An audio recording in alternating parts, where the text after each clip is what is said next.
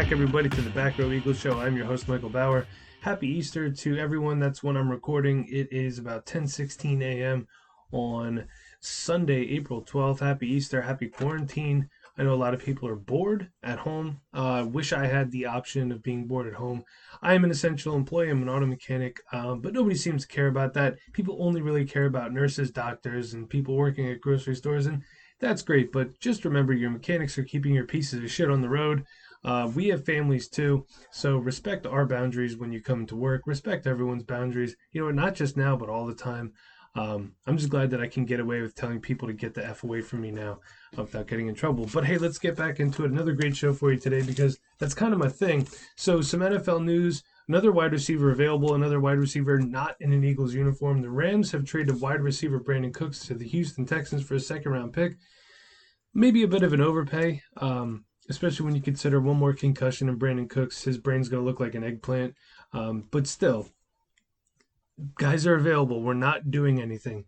Are we going back to the James Thrash, Todd Pinkston era? Are we just going to let a franchise quarterback waste his talent throwing to nobodies? That being said, the Eagles have signed a cardboard cutout of Todd Pinkston. Terry Roseman quoted as saying, "He still has it." Okay, so the XFL suspends operations, and it looks like they're unlikely to return in 2021. So, you know what? This one really hurts me because the XFL, they put a great product on the field. I was actually making plans to go see a DC Defenders game probably next year, but it's like they're just giving up without even trying. I really don't understand what the end game here was. They said that they wanted to be around for a long time, and they just 5 games, done. That's it. You're going to let an entire league fold over the coronavirus. It's sad. And obviously there are more saddening things going on in the world right now, but doesn't give us a lot of hope for sports in general right now. So today we got a couple great things to be talking about. We're going to talk about a new defense that the Eagles are building. We're also going to talk about some legacy too. So the Eagles are supposedly building a hybrid defense. This is credit to the Eagles Wire. They put an article out. They're talking about this hybrid defense that Harry Roseman wants to build. So it's going to be based around Darius Slay. You know, he's obviously their cornerback one. He's going to lock down opposing team's number 1 wide receiver. Or I also like when they put your number 1 corner on the number 2 wide receiver on a team, and then have your number 2 corner with a safety cover your number 1 wide receiver. I always like that philosophy a little bit better. I'm also not a defensive coordinator, so I'm just going to go with it here. So it looks like right now Darius Slay and Rodney McLeod are going to be your 2 locked-in guys. They're going to be on the field just about every single play. Obviously, Darius Slay just got him from Detroit, and Rodney McLeod has just been a really solid contributor on this team his entire time here. So those guys are going to be locked in. So the remainder of the secondary is extremely versatile. They can play multiple positions. Rasul Douglas, Jalen Mills, and the like. They're going to be roving players that Howie Roseman describes as positionless. So they're going everywhere, essentially. Especially Jalen Mills, Avonte Maddox, Nickel Roby-Coleman, and Will Parks, the new acquisition from Denver. So Jalen Mills, you know, he can play corner. See, I like this. I like the fact that they're going to try to make him a safety, but we can move him around as need be. So basically what that means is dressing on game day is not about health, but about matchups. So what's a good matchup for Jalen Mills? Somebody that doesn't do a double move. I would like to think DK Metcalf, but we saw that that's not the case. So some other players that are going to see a bunch of playing time, don't forget about Cravon LeBlanc, Rasul Douglas, and Sidney Jones. You know, people are so down on Rasul Douglas. I like him. He needs better coaching. The secondary as a whole has not been great the last few years, which brings me to my next point. Will this year, for Jim Schwartz, will that make him Billy Davis 2.0? Think about that. We're just giving guys. Chip Kelly said when he became coach here, I'm really sorry to bring up Chip Kelly on Easter Sunday. Please don't hate me. Please don't turn this off. He said he likes players with a lot of versatility, and I get that to a point. But I've also been akin to the saying, jack of all trades, master of none. Prime example, played for this team. Reno Mahe. Yes, that Reno Mahe. The same Reno Mahe that never scored a touchdown in his entire career. And this is a guy who was a running back, who they would put out wide at times occasionally. And he was a kicker and punt returner. And he never scored a single freaking touchdown because he sucked. He was a jack of all trades, master of none. That's why he never really did anything. I think he finished his career with under 200 yards rushing, and he came out as a running back. So I don't know what to think. I like what they're saying. We want to go for matchups. We want to try to do something different.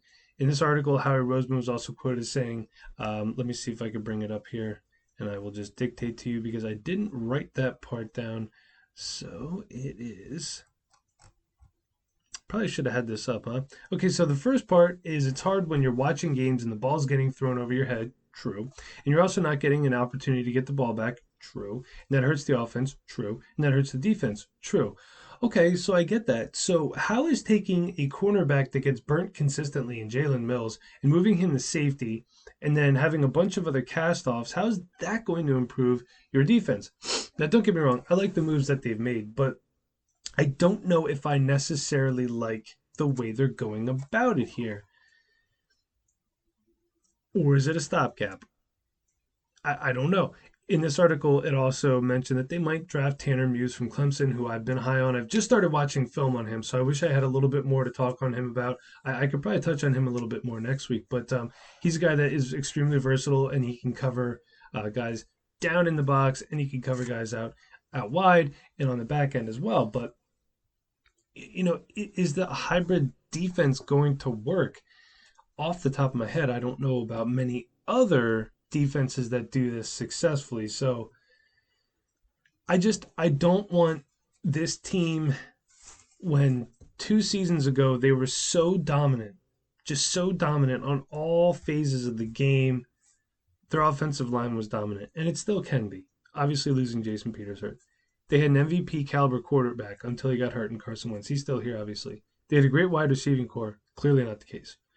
The running backs, I think, are actually better now than they were when we won the Super Bowl. I'll say that. Although LeGarrette Blount and Jay Ajayi played well and did their part, I think Miles Sanders is extremely versatile, and he's just better overall. Younger, quicker, blah, blah, blah. Defensive line, stout. Linebackers, stout. Secondary, stout. We can't say the same right now. Well, defensive line might be slightly better than it was in the Super Bowl year.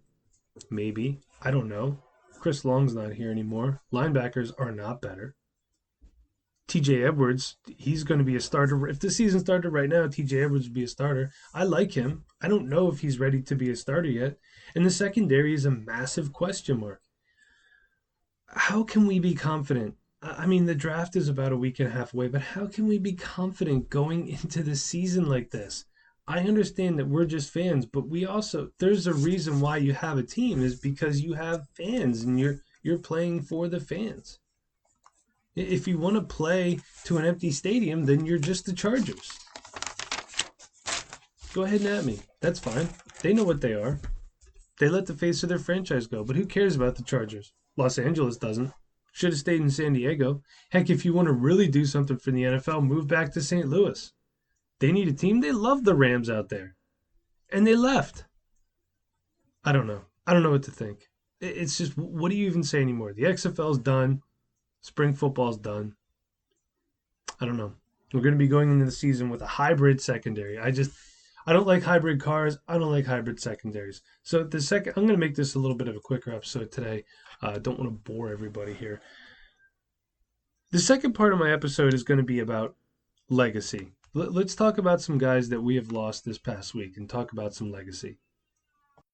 There's one thing I want you to do for me. What? Come here. What? Win.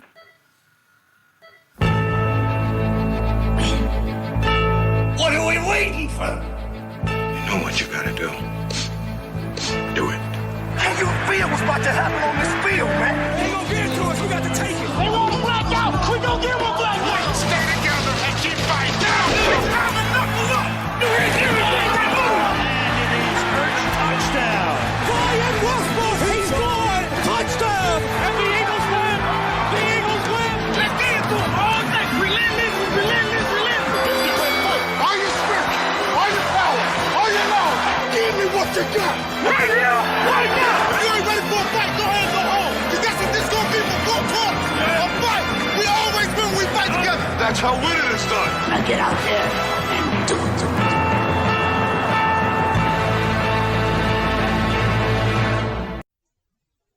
So this past week we had a couple of passings, unfortunately, in the Eagles universe.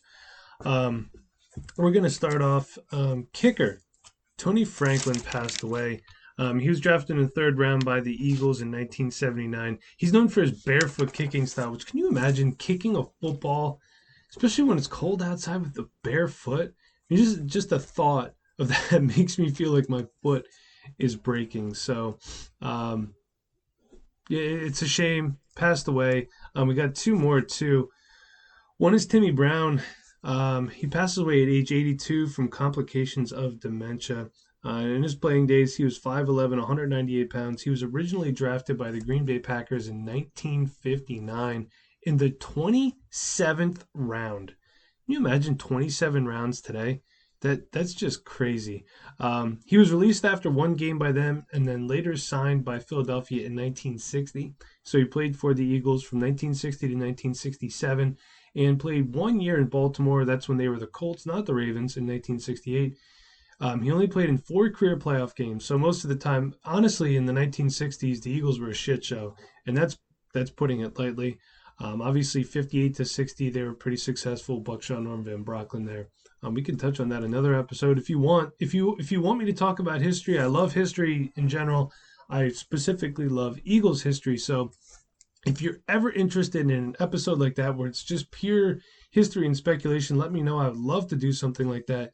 You can find me on Twitter at thembauer85, or you could just hit up the show at backrow_birds. Let me know any ideas you have. I'll gladly talk about it. But so his career statistics. Now, Timmy Brown was versatile before versatile was a thing. I mean, back then, wide receivers, and running backs were running backs, and that was it. So in 108 games, 67 starts, he had 889 carries for 3,862 yards and 31 touchdowns. That averaged 4.3 yards per carry, which is really good. 235 receptions for 3,399 yards, 26 touchdowns, and a 14.5-yard average. 71 punt returns for 639 yards, and 184 kick returns for 4,781 yards. I mean, this guy, he really put up some big statistics and extremely versatile. Like, if he played today, he would be a standout running back, I feel. This was a guy, look at the quarterback carousel he went through here. Norm Van Brocklin, the Flying Dutchman, won the NFL championship in 1960, which, by the way, Vince Lombardi's only playoff loss. You're welcome for that. Then he went to Sonny Jurgensen, Hall of Fame player, as a Redskin. They traded him for Norm Snead. Yuck. So his last game of his career was a Super Bowl loss, Super Bowl III to the New York Jets. We all know about that. Since then, I don't think the Jets have done anything. And he hit 5 carries for 18 yards and 1 touchdown in that game. So before he became an NFL player, he spent time in an orphanage and foster care before he attended Ball State University. He also led the NFL in all-purpose yardage in 1962 and 1963. That's huge. And he became the first player in NFL history to return 2 kickoffs for touchdowns in the same game. Now, if you remember as well, when the Eagles opened the link in 2003 against the New England Patriots, Sylvester Stallone wore a Deuce Staley jersey number 22. He was later quoted as saying he wore 22. He did love Deuce Staley, but because Timmy Brown was someone who he admired as a child. But there is one more important thing that Timmy Brown did, and I'll tell you what that is. He is the guy that helped start the Eagles-Cowboys rivalry. So this is taken from bleedinggreennation.com, and here's where I think it really started. December 10th, 1967, the Eagles were 5-6-1. They traveled to the Cotton Bowl to play the 8-4 Cowboys.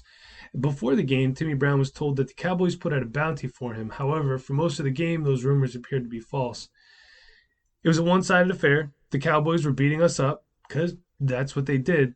Late in the game, Brown ran a dummy route and quarterback Norm Snead threw to a receiver on the other side of the field.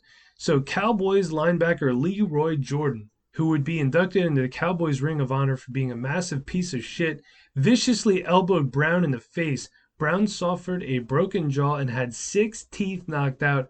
He was unable to eat solid food for 6 weeks. Wow. That that's something. And unfortunately, this rivalry started very lopsided. The Cowboys dominated the Eagles for the next decade after that, winning the next 10 matchups and 20 of the next 22. So that's where it really started. And then it escalated in the late 80s. Buddy Ryan versus Tom Landry. There's a lot of good stuff. The Pickle Juice game, it's always fun when they play the Cowboys. I like to call it Hate Week. That's just me. So after football, Timmy Brown became an actor. He appeared in MASH, both the film and a couple episodes of the show, Nashville, and many other shows. And after acting, he became a Los Angeles parole officer at Camp Kilpatrick, which was said to inspire the 2006 movie Gridiron Gang. Good movie. If you've ever seen it. If you have not, definitely go check it out. Also losing this week, Pete Ratzlaff. He was labeled as an end. Back then, they didn't have tight ends. They just called them ends. Pretty big, 6'1", 211 for his day. So he was originally drafted by the Lions in 1953, but was waived. Then he spent 2 years in the Army. So originally he was a fullback, and he was converted to end. We'll just say tight end for the time being. Funny thing is, he never caught a single pass in college, and he became a tight end. That's just crazy. At the time of his retirement, he was the franchise's all-time leader in receptions and receiving yards. He's one of only 9 players to have his number retired. So let's see if I can name them all here. Now, I'm just going to try to do this real quick. This is just all going off memory. I didn't research this because I wanted it to try to be pure here. Obviously, Pete Ratzlaff. We have, I believe, Chuck Bednarik, obviously. Norm Van Brocklin. Nope, that's not true because Carson Wentz wears 11. Forgive me. So we got him. We got Bednarik. Should be Reggie White. Donovan McNabb. Jerome Brown. Steve Van Buren. I'm on 6. I'm missing 3. I don't think they retired Dawkins' number yet. Come on. Al Wistert, Tom Brookshire. I'm on 8. I'm on 8. I don't know. I'm going to give up for there right now. So I'm going to check that out. I'll pause in a couple minutes and I'll look at that again. But in Pete Ratzlaff's career, 132 games played with 118 starts, all for the Philadelphia Eagles, 452 receptions, 7,412 yards. He averaged 16.4 yards per reception, 47 touchdowns. For the record, Zach Ertz only averages 10.9 yards per reception. So just food for thought when you consider especially the fact that this was in the 50s and 60s. He's leading. I mean, that's just insane. He did lead the NFL in receptions in both 1956 and 1958. After football, he was vice president and general manager from 1969 to 1972, and he was a broadcaster the following 2 seasons. So rest in peace, all you guys. It's a shame that some of our older guys are passing on here, but the legacy that they have will live on forever. I mean, obviously, when you get older, you pass away. But what defines a legacy? Was it the wins? Was it your playing style? Was it your swagger? I mean, you want to talk about legacy, look no farther than Chuck Bednarik. Chuck Bednarik was the greatest linebacker of all time. And don't tell me Dick Butkus, because I don't believe Dick Butkus ever played 2 ways. Chuck Bednarik was on 2 championship teams, 1949 and 1960. Had he not been at the University of Penn and he'd been drafted by the Eagles in 1948, he would have been on 3 championship teams. He was late coming into college because he went to World War II and was a tail gunner on a bomber plane. He flew 30 missions over Germany. That's just crazy. So, to me, legacy is just, when I think about the Eagles' legacy, I think about that old school Kelly Green. I think about Franklin Field, the vet. And I understand that our fans are nasty at times, but I feel like we really, really care. Especially living on the East Coast. It's not like you're in Florida. Well, okay, Florida's on the East Coast. Thank you for the geography lesson. Okay. Especially in the Northeast. There you go. How's that? When it's December and you get eliminated from the playoffs, what do?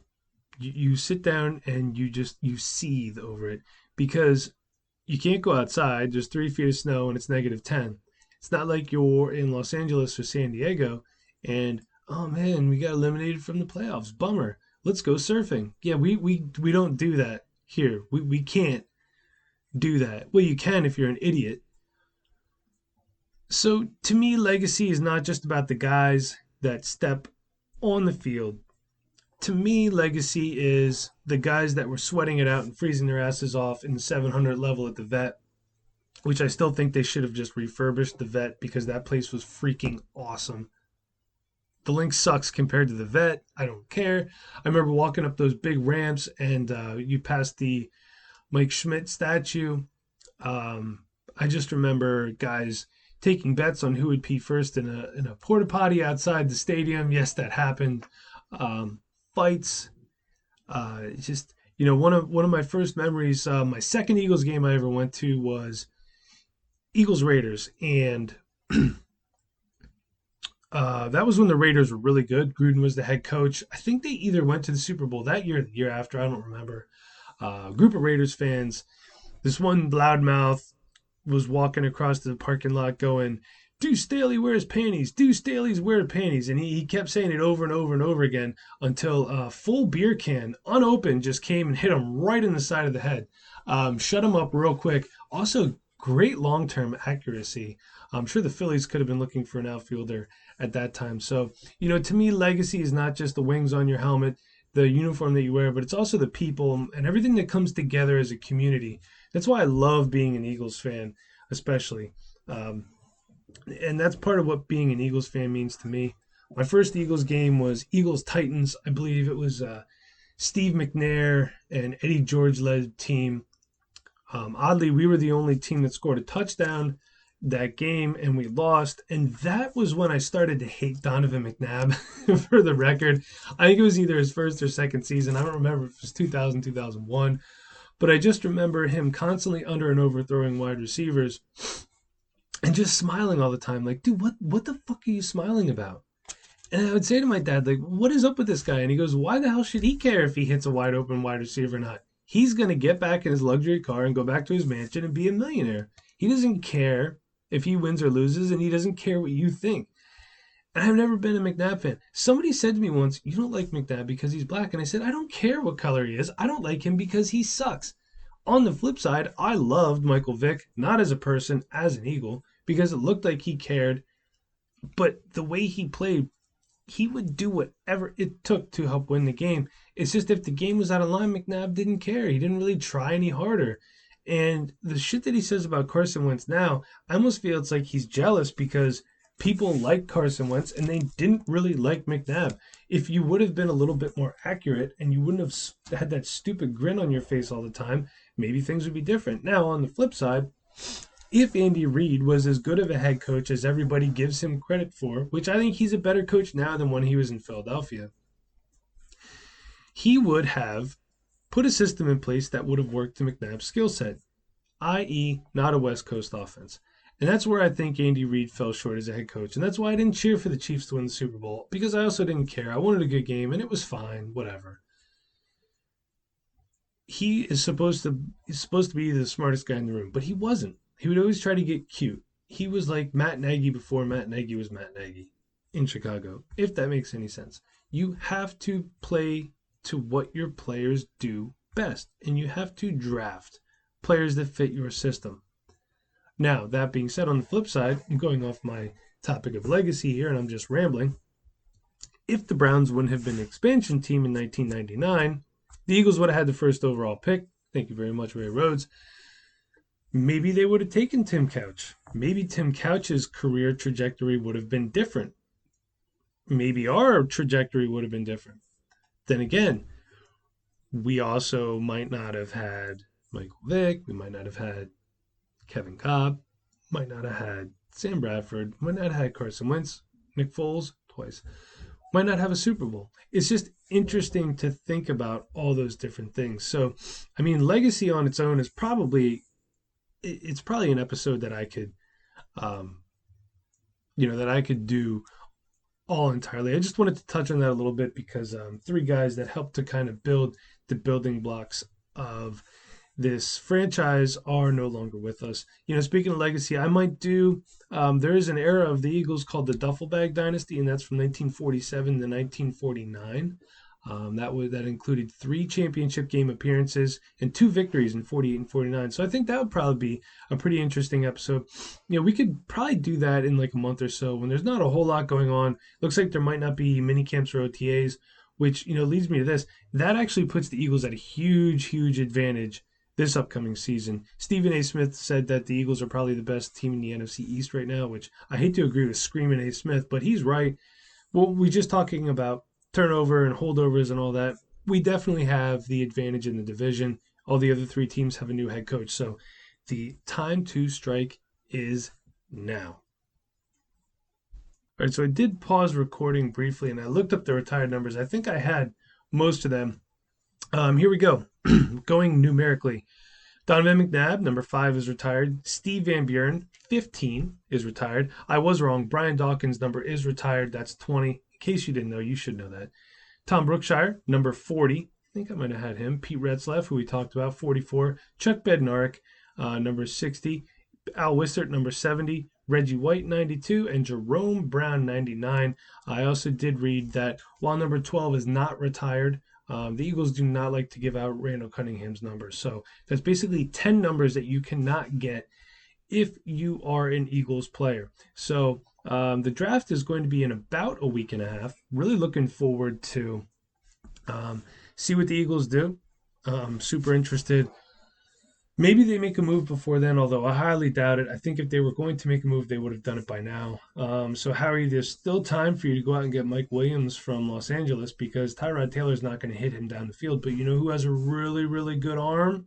Carson Wentz. He could definitely hit him. So, hey, listen, everybody. Again, until next time, you could find me on Twitter at @TheMBauer85. You could also hit the show up at @backrow_birds. Thanks again to Jeremy Barker for putting this awesome channel together. I think we're up to 12 podcasts now. So you might want to check that out. If you are a podcaster and you have other teams that you're interested in and they are available, we'd love to have you on the channel. You can reach out to me. You could reach out to Bark at Backrow Fantasy Show. Obviously, if you're an Eagles fan, you're listening to this and this show's already claimed. But if you have any friends that like other teams for some reason, definitely hit us up. We'll get you involved, we'll help you out, and we'll go from there. So until next week, everybody, just remember, no one likes us, and we don't care. Thanks again for listening.